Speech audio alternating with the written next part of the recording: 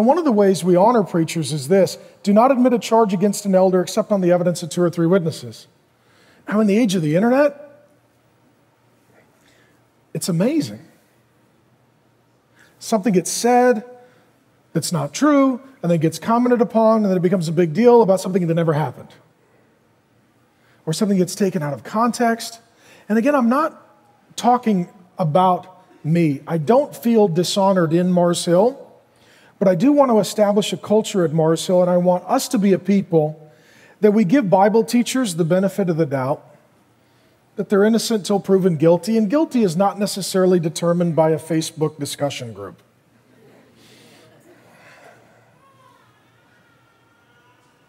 And there's a difference between a charge and a criticism. Do you know what the difference is?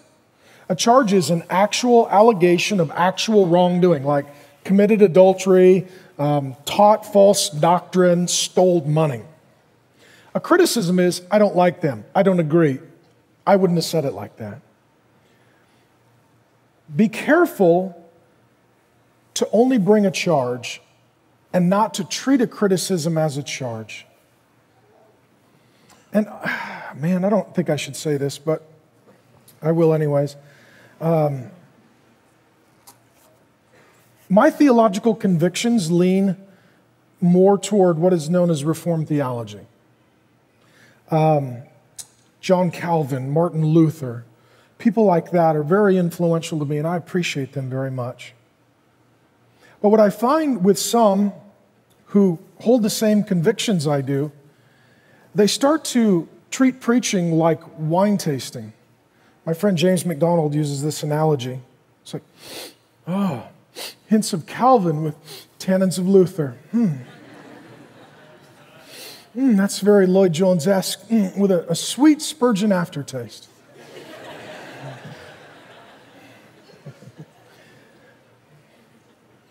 And all of a sudden, they start criticizing and disrespecting and dishonoring faithful Bible teachers.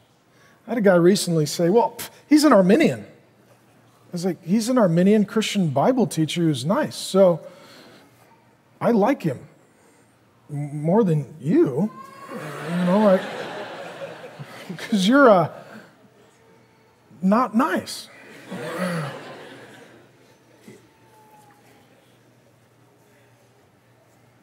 I want us to be a people who pray for preachers, who honor preachers, who hold preachers to a high standard, and if there's a charge, it needs to be investigated.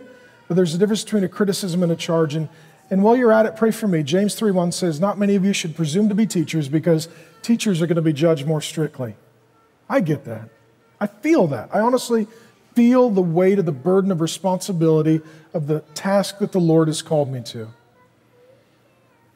But man, when we have preachers come to Mars Hill, or our conferences or events, or other elders are teaching, please honor them. Don't dishonor them. Please don't make it your task to criticize them.